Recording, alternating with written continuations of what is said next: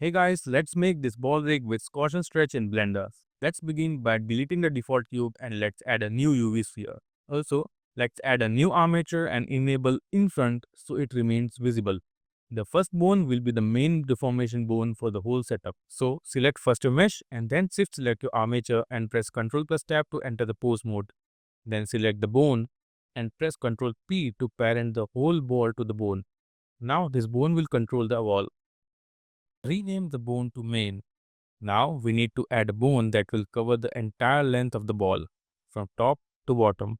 For this, let's select the lowest most point of your mesh in the edit mode and press Shift S and select cursor to selected to bring your cursor to this point. Next, in the armature edit menu, create a new bone by pressing Shift plus A. Now bring the cursor to the topmost point and move the other end of the newly created bone to the point by again pressing Shift plus S and selecting Move Selected to Cursor. Now we parent the old bone to this new one.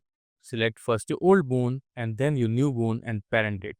In pose mode, we can now see that the old bone follows the new bone, but still moves independently in its local coordinate. This will be important for the rotation feature of the rig. Create two new bones, one from the top and the other from the bottom. Clear parent from these two bones so we can control them independently. Now select your big bone and in the constraints panel, give it a stretch to constraint. Select target as the armature. Let's first rename the stretch bone to stretch.up and stretch.down. Select the stretch.up bone in the constraints and now the bone can be moved to apply a stretch to the wall. Cool, right?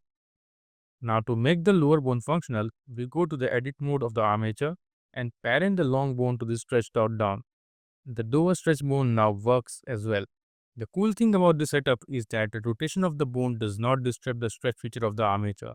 To complete our setup, let's add a new root bone to the center of the setup and parent out stretch bones to it.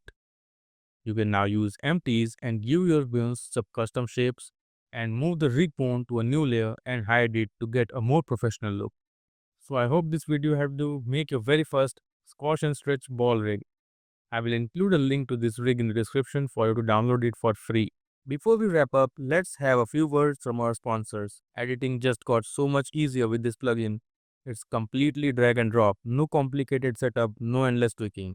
Just drop it in and your video looks amazing. If you want to try it yourself, check out the link in the description below.